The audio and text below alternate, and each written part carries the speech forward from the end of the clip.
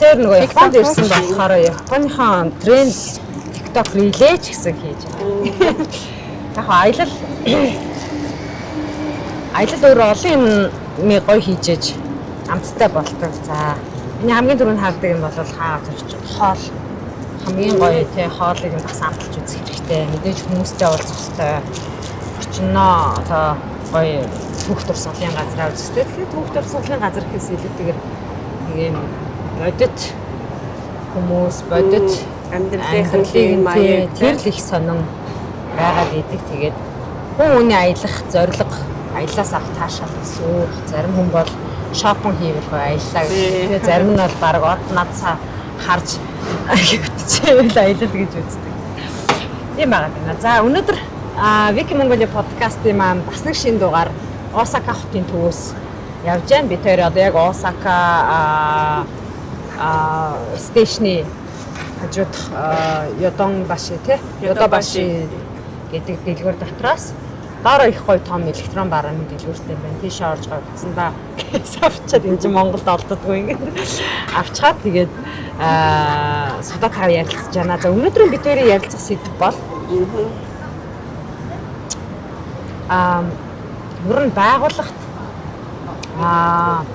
аюулгүй байдал бүхэл төвшөндөө хэрэгтэй. За тэр дотроо мэдээллийн аюулгүй байдал ямар чухал болох талаар одоо манай мэдээллийн аюулгүй байдлын зөвлөх аудитор Судаага одоо энэ удаагийн аялал дээр хамт явж байгаа боломжоо ашиглаад бас экспертийн үгийг сонсъё гэж бодож байгаамаа. Түрүү хоёлаа бас замдаа явахдаа ярьжсэн шүү дээ. Ер нь байгууллага гэдэг чинь өгөгдөл дээр л одоо суурилж бизнес үйлчилгээ явуулдаг байгууллага маш олон байгаа. За дээр нь тэнд хадгалагдаж байгаа зүйлийг буюу одоо харилцагчийн итгэлийг аваад авчихсан байгаа тэр их мэдээллүүд. За өөрсдийн бий болгож цуглуулсан мэдээллүүд. Байгууллага дотроо үүсгэсэн олон жилийн түүх тий санхүүгийн тайлангаас ахуулаад маш олон төрлийн мэдээлэл тэнд байгаа. За энэ мэдээлэл дээр одоо хэр хамгаалалттай байх эсгээс шалтгаалаад цаашаа бизнес амжилттай явах эсгэн ч хүртэл хамааралтай байх магадaltaй байгаа. Баг оршин тогтох эсэх нь хамаарч байгаа байхгүй тий. Тэгээд энэ талаар биднэрт бас эксперт маань одоо энгийн үгээр маш зэгцтэй ойлголтыг өгч чадна. Сутаада баярлалаа урилгын маань хэлж авсан. Өрсөн баярлалаа гэдэг үгээ хэлье. Тийм байгууллагын хэмжээнд мэдээллийн аюулгүй байдлыг хангана гэдэг нь би өмнө хэлжсэн тийм маш цогц арга хэмжээ байдаг. Маш олон талаас нь хэрэгжүүлсэн хүний болон автомат юм хяналтуудыг хэрэгжүүлж сая мэдээллийн аюулгүй байдлаа хангаж гэн гэж үздэг. Одоо бид нэр ингээд дижитал шилжилттэй дижитал трансформашн гэж нэг хэсэг явсан бол одоо энийхээ аюулгүй байдлыг хангах асуудал одоо бидний өмнө тулгараад ирчихсэн. Одоо ингээд IT-г нэвтрүүлсэн байгууллагууд маань хамгийн ихтэй нэг 10-аад жил болсон бол аюулгүй байдлыг одооноос л ер нь анхаардаг болж эхэлж байна шүү дээ тийм. Тэр ч утгаараа одоо байгууллагууд маань мэдээллийн аюулгүй байдлыг хангах маш олон хяналтуудыг хэрэгжүүлж эхэлж байна. Одоо л дөнгөж эхэлж байна тийм. Хамгийн ихэд одоо банкуудын салбарууд бол одоо ингэ хэрэгжүүлээд эхэлж байгаа бол одоо зарим нь одоо мэдээллийн аюулгүй байдлын талаар ямар ч арга хэмжээ аваагүй ч газрууд ер нь дийлэнх нь байна.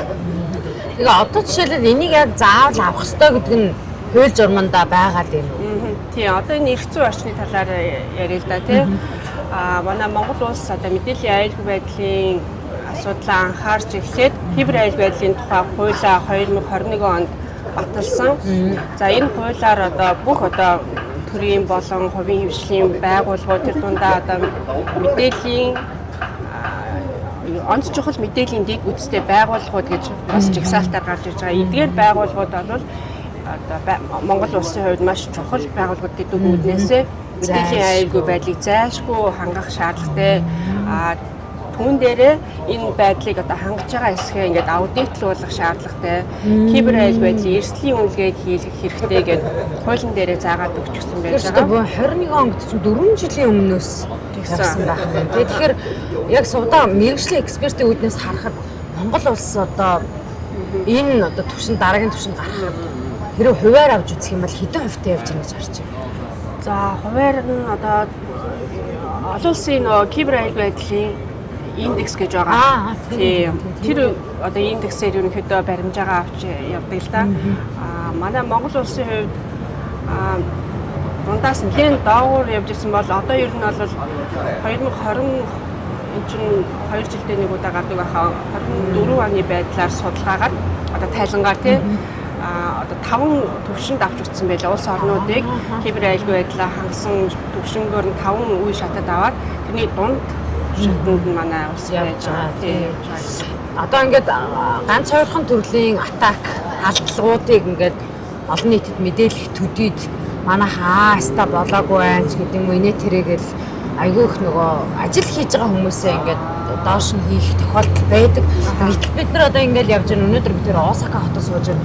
Энд ч гэсэндээ одоо энд харагдаж байгаа банкнд бол өстө өдөрт хэдэн мянгаараа халдлагууд ирж байгаа. За халдлага огт ирдэггүй байгууллага гэж бол байхгүй. Тэрийгээ бол мэдгүй байгаа л гэсэн үг дээ ер нь бол тийм. Тэгэхээр эдэнд ч гэсэн халдлага ирдэг. Эдгээр өөрсдийн одоо ажилж хамгаалдаг аргачлал, журам бүх төвшөндөө хангаж ажилладагтай адилхан бид нар ч гэсэндээ өдөр болгон халдлага ирж байгаа. Харин тэднээс бид нар эргэж хариу яаж үзүүлэх вэ? Эсвэл халдлагаас үрдсэн сэргийлэхэд хэрхэн анхаарах вэ гэдэг маань өөрөө бүх төвшөндөө л ойлголттой байх тухай яриа явуулдаг тийм. Тий, одоо кибер халдлага гэхээр л одоо биднээс маш хол зүйл бидэнд одоо тохиолдохгүй юм гэж хүмүүс одоо их тохиол боддог шүү дээ тий. Гэтэл одоо энийг скан хийгээд тий кибер халдлага хамгаалах одоо янз бүрийн төхөөрөмж систем суйрлуулад ингээд шалгаад үзэхэд бол байнгын тохиолдож байдаг одоо инцидент гэж ярьж байгаа тэр одоо халдлага болон халдлага шинжтэй одоо тохиолдлууд тэр болгоноос ингээд хамгаалагдсан системээ суйрлуулсан дэд бүтцээ байгуулсан газрууд бол ингээд тэрэн дээр анализ хийгээд хэр зэрэг атаканд өртөж байна. Тэрийг хэр зэрэг хамгаалж байна вэ гэдгийг мэдэх боломжтой болж байгаа гэсэн. Тийм хамгаалах ямар ч арга хэмжээ аваагүй бол халдлага тохиолдоод ч байгаа мó мэдээлэл алдаач байгаа мó юу болоод байгаа тийм энэ бол бүрхэг яваад байна л гэсэн. Тэгэхээр одоо жишээлбэл өөрсгчийн мэрэгжлийн хүмүүс яг тэр дүн шинжилгээ хийж өгдөг гэсэн үг үү? Очиж уулзаад. Тийм манайх ерөнхийдөө ингээ хоёр чиглэлийн мэргэжлийн үйлчлэгээ үзүүлж байгаа. Одоо энэ хуулийн дээр заасан байгаа. Нэг эхнийх нь болохоор мэдээллийн аюулгүй байдлын, за эхнийх нь жоохон нэг нь мэдээллийн аюулгүй байдлын аудит. За энэ нь болохоор одоо Монгол улсын хууль болон одоо мэдээллийн аюулгүй байдлын олон улсын стандарт дүрм журмуудад хэр нийцэж байгаа вэ? Ямар одоо эрсдэлтэй нөхцөл байдалтай байна вэ? Энийг яаж одоо бууруулах, эслийг бууруулах арга хэмжээ авах вэ гэдэг мэргэжлийн зөвлөмж өгдөг юм аюулгүй байдлын аудит гэсэн нэг үйлчилгээ байгаа. Кибер аюулгүй байдлын эрсдлийн үнэлгээ гэдэг нь одоо ямар цар хүрээнд ямар эрсдэл байгаа вэ гэдгийг нь тусгай төхөөрөмжөөр ингээ penetration test гэж ярьж байгаа. Тэрүүгээр тогтоож өгөөд ийм эрсдлүүдтэй байна. Энийг ингэж хамгаалаарай гэсэн бас мэргэжлийн зөвлөгөө өгдөг. Тэгэл хуйлал хэрэгтэй юм шүү дээ. Эхний ээлжинд одоо түр хэлсэн шүү дээ. Би мэдээлэл алдаад манай байгууллага 10 хүнтэй нэг жилийн 2 тэрбумын борлуулалт үйлчилгээ явуулцдаг тий. Тэгээ нэг 10 хүнийг ингээд цалинжуулаад ажиллаждаг бас боломжийн. За цаашаа бас нэг 10 жилээ харчихсан энэ олж байгаа ашиг орлогоо нэг үржих нь арга болгочих сонирхолтой байгууллагууд бол манайд Монголд ийм жижиг дунд бизнес эрхэлж байгаа хүмүүс маш их байгаа. Тэгэхээр яг үннийг хэлэхэд бол ямар мэдээлэл алдаад байгаа. За тэр мэдээлэл маань надад үнэхээр үн цэнтэй юм уу манай байгууллагыг доош нь татчих юм уу гэдгээч мэдхгүй яваахгүй. Яг үннийг хэлэх зүгээр яг би хэрв одоо жижиг дунд бизнес эрхлэгч байсан бол энэ талаар бол нэгдүгээр сонсоогүй хоёрдугаар сонсоод ч ойлгохгүй байх магадaltaй ойлгохгүй байгаа газар маш их байгаа. Тийм учраас энийг бас энэ үйлчилгээнүүд нь ямар ач холбогдолтой таныг юунаас хамгаалахын гэдэг юмыг бас бид нэр их мэддэг олгох тийм юм явуулах хэрэгтэй юм шиг байгаа. Тийм тийм. Би дээр тэр нөгөө Google-ээс ажиллаж авсан хоёр хүний AI 2041 гэдэг номыг уншиж байхад 2041 он дэлхийн амьдрал ямар байх тухай гэдэг талаар зөвлөлт маягийн ном баггүй. Тэгээ тэр хэсэг нэг хэсэг нь болохоор гинт хэргийн тухайс. Ер нь ирээдүйд гинт хэрэг гэдэг чинь ингээд цааш амар сонирхолтой байдал руу орно. Бүр аимшигтай байдал руу орно. За таны хийгээгүй өргөийг хийсэн мэт байлгаж болно. Саяын хилдэг элдв төрлийн халдлага бол ингээд AI хиймэл оюун ороод ирэхээр хиймэл оюун хүний тусламжгүйгээр өөрөө одоо нөхцөл байдлыг үүсгэж тэ хүн буруутай мэт байлгаж бас болгоно. За эсвэл сул талыг өөрөө ингэж олж ашиглаад түүн тохирсон халдлагыг хийнч гэдэг юм уу те эсвэл одоо тэр deep fake гэдэг нь яриад байгаа те одоо тийм зүйлүүд бол ингээ газар аваад одоо цагдаагийн байгууллага гэмт хэрэг илрүүлэх төвшөнд бол технологийн мэдлэггүй бол дараагийн одоо алхмаа хийж чадахгүй хэмжээнд очноо одоо гिचгсэн ийм юм ингээ уншаа сонирхоод ирэнгүүт чинь бид ингээд за бид нар бол биднээс юу авах вэ гэж боддог байхгүй хүмүүс. Бидэнд бол хүнд мэдээлэл алдаад эсвэл нэг юм нэг жилийн санхүүгийн тайлангаа алдсан байхад бол болохгүй бол гараараа шивчих штэ ч гэдэг юм үү тийм байж болох боловч ингээд олон хавар нэгэндээ гихчээр ингэж явжгаад бид нар ч алдаад маш чухал гэдгийг мэдэнгүүтээ буцаагаад олон төрлийн халдлагын хэлбэрүүд шүү дээ. Мөнгө нэгтгэх хэлбэр, шантаажладаг хэлбэр, за эсвэл бүр алга болгочдөг хэлбэр, эсвэл зүгээр бүр байхгүй болгочих гэдэг юм уу те. Ийм юмнаас ингээд урьдчилсан сэргээлэн гэдэг ойлголт. За энэ их чухал шүү гэдгийг ойлголтыг өгөх нь өөрөө чухал. Тэгэхээр манай Сувдагийн маань бас өөрийн явуулж байгаа энэ бизнес дотор бусдад энэ awareness буюу ойлголтыг өгөх үйлчлэгээ байдгүй. Ер нь тэр юм заашгүй байх ёстой юм байна гэдгийг би бас бодоод байгаа. Тэгэхээр энэ талын үйлчлэгийг бас гаргаж ирэх юм. Тийм энэ аюул чухал байхгүй. Одоо нэг л ажилт нь нэг ямиг хөрхи санаатаа дараагүй байхгүй юу? Санамсаргүйгээр мэйлэр нь одоо нэг банкны одоо нэг юм байлаа гэхэд com гэдгийг co гэж биччихээ шинэ тэ домен, хурамч домен үүсгээд тухайн байгууллага руу явсан. За би бүр дээр үйд шүү дээ. Одоо энийг ингээ ярих юм бол бүр хоцрогдсон мэт байхгүй юу? Маш олон инвойсууд явж байгаа юм л да байгууллагын хооронд нэхэмжлэх ингээ төлбөрийн асуудлууд явж байгаа хооронд дунд нь CC бичиж юм байна. Тэр одоо мэйл дотор нэгээд CC буюу тэ нөгөө мэйлэн дотор хавчуулагдаад орчт юм байна л да. Тэгээ хавчуулагдаад оронгууд CC дотор нь нэг 10-20 хүн явж байгаа тухайн юу мэддэг юм байна л да. Нөгөө мэйл дамжуулж байгаа хүмүүс анзаардаггүй. Тэгэнгүүт тэр дотор чи хэдэн долларын үнэтэй нэхэмжлэх мэдээллүүд явж байгааг анзаарахгүй явж давхар ширлэгдээ явж цааш хаваалцдаг. Тэгж ангуудаа яг нөгөө мөнгө шилжүүлэх акшн ирэх үед одоо нөгөө тэр чи олон CC дотор явж байгаа болохоор мэдэхгүй байх үед үнийн дүнг өөрчлөөд инвойс шинжлэгдлээгээд банкны мэдээллийг өөрчлөөд зөндөө байдаг тухай сонсож байгаа байхгүй. Тэгэхээр нөгөө халдлага гэдэг чинь энийг хэлээд байгаа. Зөвхөн мэдээлэл авах биш. Мэйлээр дамжуулсан, утсаар дамжуулсан, мессежээр дамжуулсан. Одоо нөгөө өчигдрийн өмнөх подкаст дээр хоёул ингээ ярьсан нөгөө social engineering тий энэгээр дамжсан гэдэг зөндөө олон халдлагууд байж болох тухай байсан. Содаа ингээд байгууллага дээр ажиллаж явах үед, байгууллагатай экспертүүдтэй ажиллаж явах үед ер нь манай монголчуудын их түгээмэл гаргадаг ямар алдаа байна. Байгууллагуудын төвшөнд тий За ер нь байгууллагуудын мэдээллийн аюулгүй байдлыг хангана гэдэг нь юу вэ гэхээр нэг 3 юм яригддаг байхгүй юу? Одоо кибер аюул байдлын мэдрэлийн хүмүүс бүгдээрээ мэдж байгаа CIA trade гэж байгаа. Одоо тэр нь болохоор мэдээлэл нууцлагдмал байх ёстой. Хүртээмжтэй байх ёстой. Бүрэн бүтэн байх ёстой гэж байгаа. Энэ 3 одоо байдлыг хангаснараа мэдээлэл аюулгүй ингээд хангаж байна гэсэн үг. Гэхдээ энэ 3-ыг хангахын тулд маш олон төрлийн хяналтууд хэрэгжиж байгаа гэсэн үг байхгүй тэр байгууллагын зүгээс авч иржүүлж байгаа.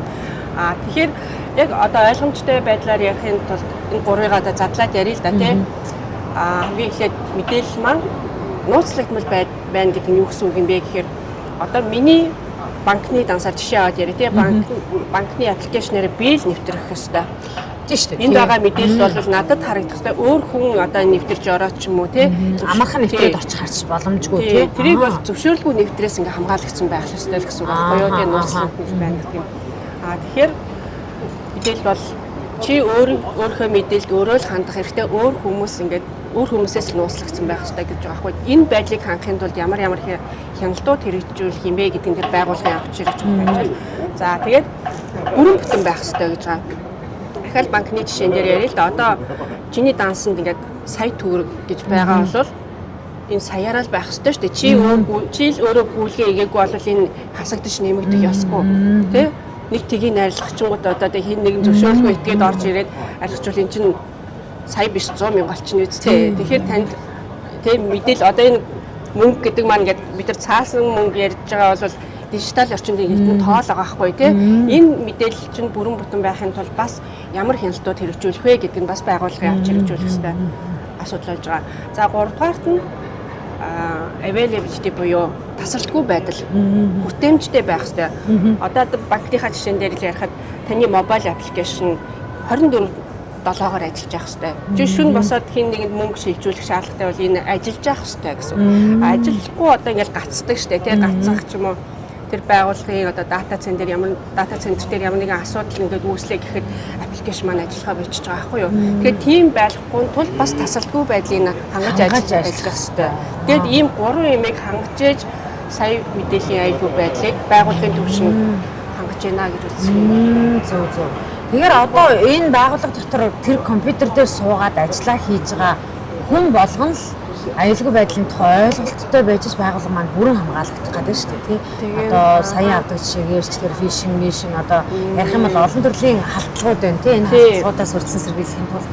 Тэгэхээр одоо нөгөө хяналт гэж хэрэгжүүлээд байгаа юмнууд байгаа шүү дээ. Энэ гурвыг хангахын тулд баах олон хяналтууд байгаа. За энийг ярихын тулд бол бас нөгөө стандарт яригдах холбоотой тийм. Стандарттай бичиг баримт цаасан дээр бууж тэр чинь амьдрал дээр хэлж хэрэгтэй болчихсон. Одоо бодлоготой байх хэрэгтэй, мэдээллийн аюулгүй байдлын бодлоготой байх хэрэгтэй, удирдлагын зүгээс манлайлж ажиллах хэрэгтэй. За тэгээд төсөв мөнгө тавигдах хэрэгтэй. Энд ч одоо маш олон ажил хийгдэж байгаа учраас мөнгө шаарддаг. Тэгээд мэдээллийн аюулгүй байдлыг хангах чиг үүрэг бүхий хүн эсвэл одоо нэгжтэй байх хэрэгтэй. Түүнээс гадна одоо зөвхөн гээд мэдээллийн аюулгүй байдлын ажилтан томилол энэ одоо асуудлыг шийдэгч юм уу үгүй шүү дээ тий. Зүгээр одоо өөр мэдээллийн аюулгүй байдлын мэрэгчлэлээс өөр чиг үүрэгтэй зөндөө олон ажилтнууд байгаа. Тэр бүх хүмүүс бас зохих төвшөндөө ямар мэдлэгтэй байх ёстой юм бэ гэдэг мэдээллийн аюулгүй байдлын мэдлэг олгох арга хэмжээ тогтвол авч хэрэгжүүлэх ёстой гэдэг. Энэ бүхэн чи ер нь бол ингээд нөгөө гурвыгаа хангах гэдэг олон хяналтууд болж байгаа гэсэн. Тийм ээ. Тэгэхээр одоо энэ олон стандарт сая нөгөө бодлого стандарт гэж ярьлаа шүү дээ. Тэгэхээр энэ бодлого стандартыг нь би судаг бол ISO 27001-тэй бас аудитор гэдэг бол лид аудит шүү дээ тий. Мэдээд байгаа. Гэтэл байгууллага болгонд энэ аудиторыг бий болгоод ингээд авч явна гэдэг бас юм цөөн хүнтэй байгууллагуудад бол боломжгүй зүйл ахгүй юу? Хинийгээ аваач суугаж ингэх үү те. Тэгэхээр одоо өөрсгчийн экспертүүдээс гаднаас юм консалт үйлчлэг авах боломжийг хангасан байж болдсон болоо яа. Тий, одоо болно шүү дээ. Одоо хүн хүчний хөрөлцөөгүй байдлаас үүдээд энэ дэлхийн ертөнц маань ер нь ингээл хамтын ажиллагааг те үүсгэж ажилладаг тийм чиг хандлага руугаа орчлоо шүү дээ. Тэгэхээр ер нь бол ISO 27001 мэдээллийн аюулгүй байдлыг хангах олон улсын стандартыг байгууллагууд нэвтрүүлж ирсэн нөө олон хяналтуудаа хэрэгжүүлэх болж байгаа. Тэрэн дээрээ ингээд хэрэгжиж байгаа эсгээ тогтмол ингээд хяналт тавина гэдэг маань ингээд аудит хийгдэх хэвээр. Тэрийгэ хийх хүн нь одоо аутсорсонгоор тий хийлгүүлэх ингээд бүрэн боломжтой гэсэн үг тийм. Тэгэхээр одоо жишээлбэл саяын хэлээд байгаа одоо эхлээд эрсдэлтэй байгаа эсгээ харах гээд байгаа үйлчилгээ маань ер нь хэдийн хэрэг хугацаатай үргэлжилдэг. Дундчаа байгууллагын хэмжээс болохоор тий байгууллагын хэмжээнээс болно. Маш том одоо IT-ийн дэд бүтцтэй байгууллагуудад нэг өөр эсвэл одоо нэг стартап гэсэн байгууллагч нэг цөөхөн системтэй тэрнийгээ одоо ингээд үүлэн технологи дээр байршуулсан ч юм уу тий тэр байгууллагын хувьд бас нэг арай бага хугацаа зарцуулах гэдэг юм уу тий тэр хугацаагаа бол нэг цар хүрээнээс хамаарат хийж байгаа юм тий. Тэгэхээр одоо хүссэн хүсээгүй л ийшээгээ орж нэг бичиг цаасаа янзалж аваад нөгөө асуудал өсвөл хаашаагаа эхлээд эхний акшныг хийх юм тий дараа нь бүгдээрээ ямар одоо үйлдэл дараагийн шат алхмыг хийх вэ гэдгээ эхлээд цаасан дээр цаахан томьёолчж жагаад түүнийгээ дагаад явах нь шүү дээ. Эсбүгээс халдлага болсны маргааш нь залгаад биш энийг нэг ransom дуулсан юм аа тий. Энийг нэг засаад өгөх хүүхдээ нү гэж ярьж болохгүй байна тийм. Тий, ер нь бол халдлага тохиолдсон гэдэг чинь энийг эргүүлээд тий нөхөн сэргээх ажил гэдэг чинь бас маш их ажил байгаа байхгүй тий. Мөнгө байна, хугацаа байна тий. Ер нь бол хамгаалах ажил хамгийн нэгдүгээр шатны ажил. Тийм байна. Тий, ransomware гэж одоо бүх датагаа алдаад нөгөө үйл ажиллагаа маань хэвээ явагдах боломжгүй болоод ирж байгаа гэсэн үг шүү дээ тий.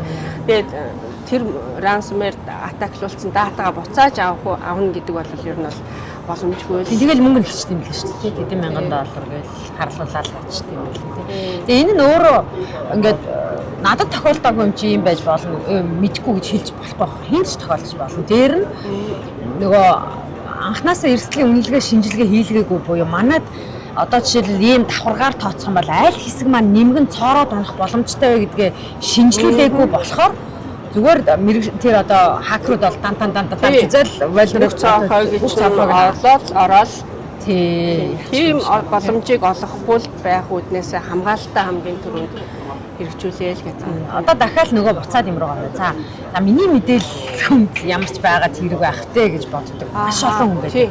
За юуны регистрийн дугаарыг одоо орхив. Тэр бол 33 дахь асуудал юм. Имэйл хаяг, нэр, овог нэр, нас, одоо эмнэлгээр үзүүлж байсан түүх, өвчний түүх, сургууль сурж байсан баримтууд.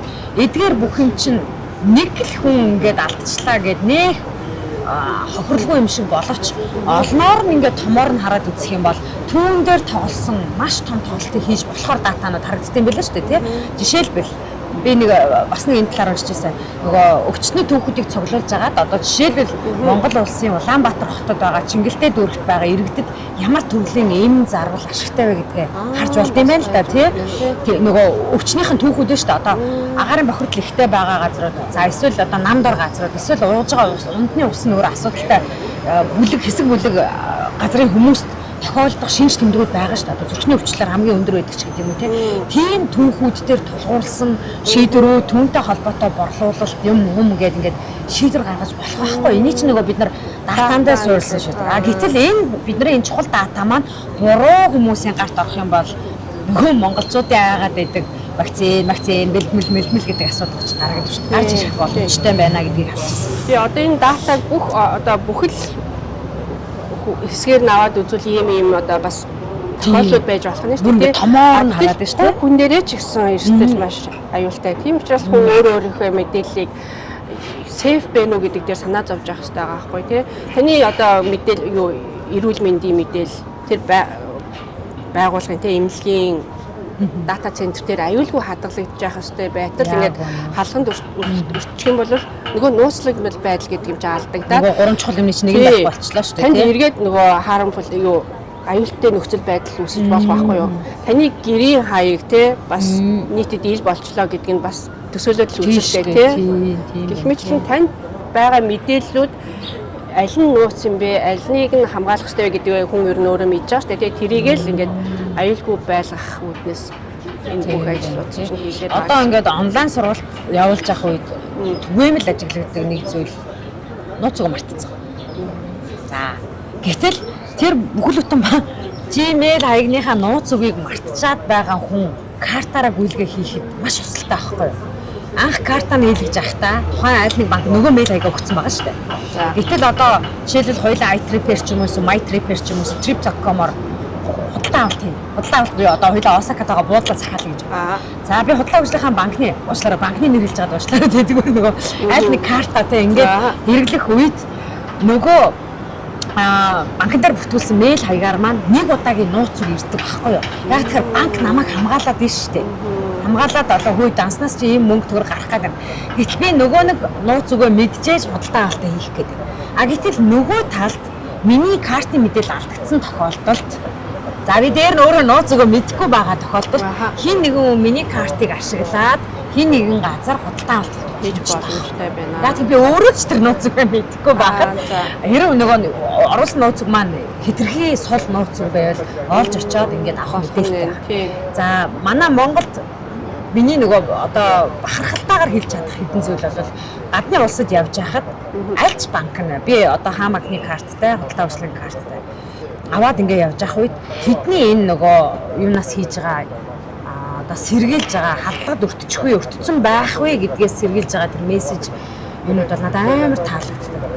Тий. Та энэ гүйлгээ хийх гэж байгаа нь зөв үү гэдэг. Эхлээд мэйл ирж би нөгөө мэйлийг харж амжаагүй явж итэл Viber-аар мессеж орж байна. Та яг энэ гүйлгээг сая хийсэн үү? Хийх гэж байна уу? Тэгвэл гаргая гэдэг. Эрсдлээс хамгаалах үүднээс. Хэрэг би зөв гэж хэлээг бол тэрийг гаргахгүй барьчаад байгаад барилттай байлгаад байдаг тий. Хэрэг хин нэгэн картаа алдчихад юм уу мэдээлэл алдчихад байсан бол эхлээд нь банк мэдэх байхгүй юу? Банк мэдж байгаа болохоор танд ингээд мессежийг явуулдаг. Гэтэл энэ дээр олон аялагчид олон хүн нэг их анхаарал хандуулдаг. Хүмүүс нэг ойлгохгүйгээр ажиллахаа болчлоо гэж нөгөө банкаа муулаад байдаг. Уг нь бол яг нэг хамгаалахад ихний гүйлгээгийг чинь ингээд эрсдлээс хамгаалаад байгаамаа. Тэнийг мөнгө чинь баталчих юм бол ингээд цаашаа ашиглаад явах боломжтой шүү. Энэ чиглэл бол яг манай зүгээр манай улсын хувьд миний ингээд бусад улс оронд явж байхад харьцуулаад харахад бол бас чиг овоо төвшөнд хүрсэн би бас банкндаа итгэж болохоор байгаад байгаа байхгүй юу? Бусад улстай зөндөө олон энэ хөгжиг улс орнууд байгаа байхгүй тий. Ингээд аюулгүй байдал ярихаар би бүр энэ талаар маш олон хүнд ингээд бүгдийг бараг суулгаж хагаад нэг айгүй ингийн хэлээр ингээд яриад өгөх юмсан гэж боддог байсан чи ашгүй харамын содоод байгаа хамт аялж таарад за чи өстө мэрэгжлийнхүү юм чи надад нэг монгол хэлээр сайхан тайлбарлаад өг гэж ярьсан байсан. Өөр одоо сувдаа дээр байгууллага дээр ажиглаж байгаа за энэ их энгийн мөртлөнгөөс манайхаа хамгийн их гаргадаг алдаа гэж хэлж болохоор байгууллагын ажилтны хувьд анхаарахаар тийм акшн үйлдэлүүд түгээмэл ажил. За байгууллагын ажилтнаас гадна одоо энэ датагаа нөөцлөх гэдэг бас асуудал Тэр нэг байх хэрэгтэй. Одоо ингээд байгууллагын дата чинь ингээл минут секунд тутамд тэг үйлчилгээ үзүүлэх тусмаа л ингээл дата нэмэгдэж байгаа аахгүй юу? Энэ дата байхгүй бол үйлчилгээ бараг явагдахааргүй болчиход байгаа гэсэн үг шүү дээ. Тэгэхээр за систем тасарлаач гэдэг юм уу те ямар нэгэн юм байдлаар эрсдэл үүслээ гэхэд тэр хоорондох дата ингээд зогсчихно. Энийг одоо нөхөн сэргээхийн тулд үргэлж датаныхаа нэг хувилбарыг нь үүсгэж явах хэрэгтэй гэдэг байхгүй юу? Тэгэхээр тэр үүсгээгөөсөө болоод систем тасалдсан тохиолдолд нэг хувилбар гэдэг нь яа гэх copy paste гэх юм уу? Тий. Ер нь бол хувлаа тий. Ер нь бол 2% үүсч идэг гэсэн үг. Тэгээд одоо энэ жишээ ярил л да тий. Үндсэн одоо өгдөл маань ингээд устгагчлаа. Атакнд дурчлаа тий. Ransomware алдагдаад алга болчлаа гэвэл нөөцлөгдсөн датаг үргэлжлүүлж аваад бизнес чи хэвээ явж явах хэрэгтэй байхгүй. Тий. Нөөцлөлтөн дээр бас анхаардгүй газрууд байна. Байлгүй яах вэ? Одоо би анхудаа сонсож байгаа. За тэгээд одоо яг ингээд мэдээллийн аюулгүй байдлыг яг тодорхой түвшинд хэрэгжүүлж байдаг газрууд байлаа ч гэсэндээ тэр нь яг ингээд албан ёсоор удирдлагаар батлагдсан тийм дүрм журм гарын урлагаар хэрэгжүүлдэггүй. Тэгэхээр тэр нь ямар одоо эрсдэлтэй байна гэхээр дүрм журм байхгүй юм чинь тэр тухайн хүн энийг хэрэгжүүлэхгүй ч гэсэн болох байхгүй юу? Тийм шүү дээ. Хэрэгжүүлэлгүй сайн дураараа биш те. Хэрэгжүүлээгүй байдал нь тэр хүн зөрчил үүсгээгүй тий. Тэгэхээр энийг заавалжгүй зайлшгүй ингээд хийх ёстой гэдгийг баталгаажуулах юм бол тэр хүний чиг өөрөгт ингээд ороод явчих юм байна тий. Тэгэхээр жирийн ажилтнаа санаатай болон санамсаргүйгээр алдаа гаргуулахгүй тулд цаасан дээр бичсэн юм а ягштал мөрдөлнөл гэсэн. Бүх арга хэмжээ одоо үйл ажиллагааг ингээд цаасан дээр бичээд баталгаажуулаад явчвал тэр байгууллагын одоо үйл ажиллагаа айгүй ингээд ойлгомжтой болчихно. Бас нэг айгүй түгээмэл ажиглагддаг. Одоо энэ цаасан дээр буулгаагүйгээс болоод бүх ажлыг нэг инженер нь л мэдчихэдэг. Түүний толгойд бүх юм байдаг. Тэгээд тэр хүн ажилласаа гарах юм бол орлож ажиллах хүн байхгүй болчдөг. Тэр нэг Макдоналдсын жишээ байдаг шүү дээ. Бүх одоо барыг 0 угаах хүртэл заавар нь ингээд нэг бүрчлэн бичдэг. Хинч оюутан хүн ингээд орж ирэл тэр ажлыг хийхэд ингээд нэг бизнес бол тасралтгүй явж идэг. Тэгэхээр ингээд нарийн ширийн жижиг гэлтгүй үйл ажиллагаануудаа ингээд загварчлаад тодорхойлоод ингээд баталсан байхад хинч тэрийг хийгээд үргэлжлүүлээд явхад бизнес тасралтгүй байхаар энэ маш чухал. Тэгэхээр нэг хүн хүнээсээ хамааралтай байдал гэдэг бол бас энэ эрсдэл гэж үздэг. Тийм шүү дээ тий. Тэгэл тэр нөхөрд амьдралын ямар ч асуудал гарч ирээд 7 хоног тий яваад ирэхэд тэгэл компани байх болсон. Тийм. Бас нэг эрсдэлтэй жишээ гэж ярих юм бол одоо програм хамж хөгжүүлэгч баг гэж байгаа тий. Одоо томоохон байгууллагууд байгаа жижиг байгууллагууд бол аутсорсингоор хэрэгжүүлдэг. За тэр хүмүүсийн нэг нэвтрэх эрхийн зохицуул гэдэг маш нарийн байдаг байхгүй юу? Тэгэхээр одоо нэг програм хөгжүүлчихэд тэрийг зах зээл дээр нэвтрүүлэх нэг орчин гэж байгаа, хөгжүүлэх нэг орчин гэж байгаа.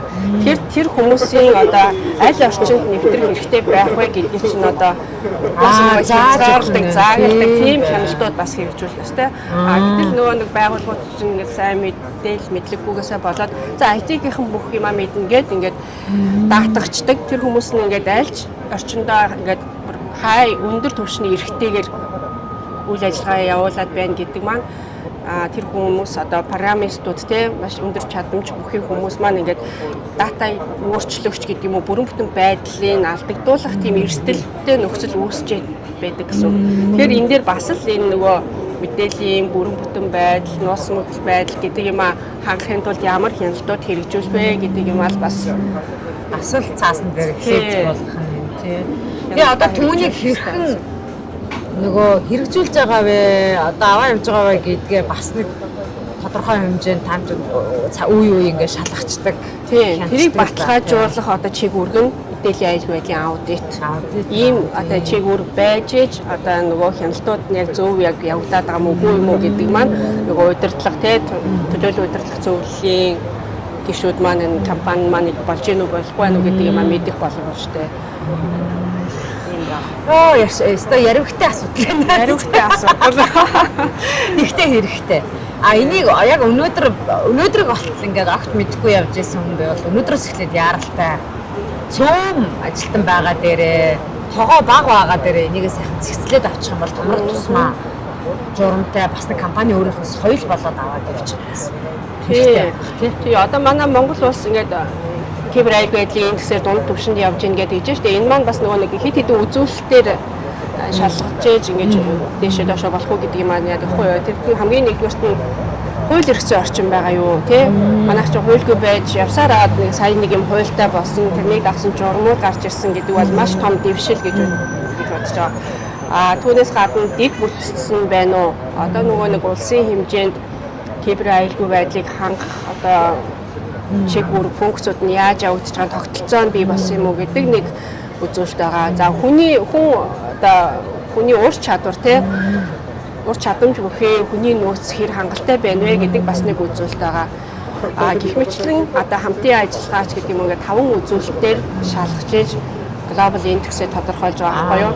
Тэгэхээр энэ 5-ыг хангахын тулд ер нь бид нэр ингээд хөгжих ёстой л болж байгаа гэсэн.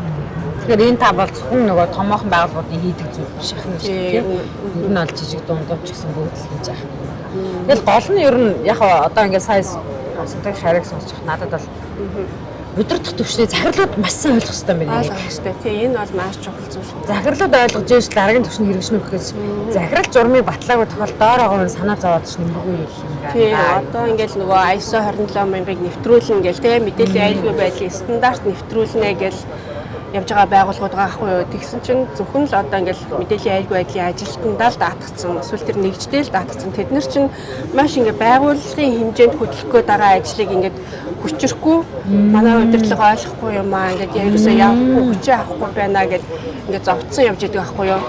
Тэр ер нь бол удирдлагаас нь маш хүчтэй, павертай ингээд бүгдийг хөдөлгсөн олон одоо нэгжүүдийн хамтын ажиллагаатай тий эрсдлээс ч тэр комплаенс ч тэгээд мэдээллийн аюулгүй байдал IT гэдэг бүгдээрээ ингээ хамтарсан баг үсгээд ингэж явдаг.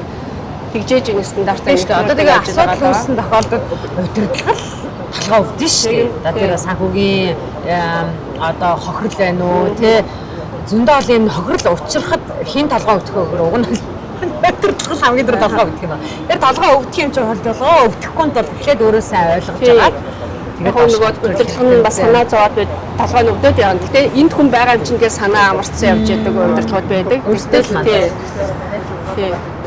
Зургаар нь авч үзсэн л За бүр ингээд бошоохон газ хийчмээр юм зөндөө байна. Бүр ингээд санаа зовчлаа. Окей, за ихтэй зүгээрээ. Зүгээр тий. Ер нь алхам алхмаар хөгжөөл явж байгаа гэсэн тий.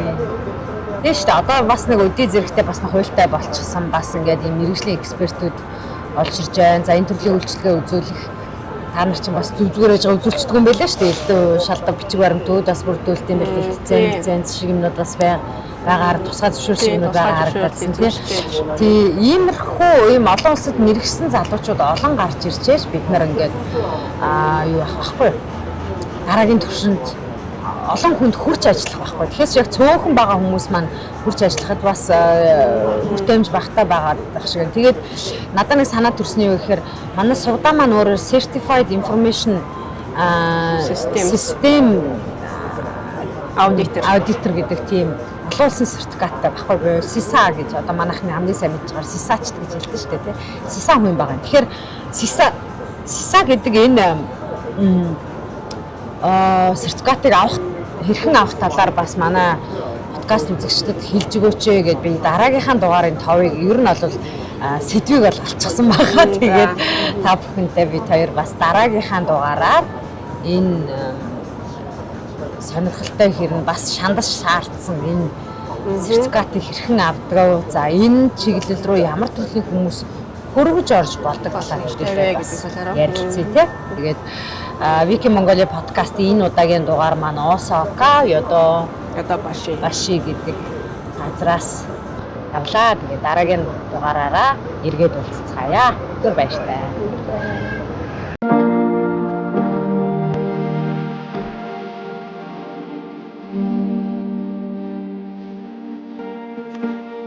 Сайн байцгаана уу? Мэдээлэл технологийн Infosoft сургуулийн хамтран үүсгэн байгуулагч нэг сайхан байна. Мэдээллийн технологи дэлхийд дахинаа маш хурдтай хөгжиж байгаа. Энэ маш их хурдтай хөгжиж байгаа хөгжлийг дэлхийд дахины хүний нөөц, Монгол улсын хүний нөөц гүйцэхгүй хэмжээнд ирсэн.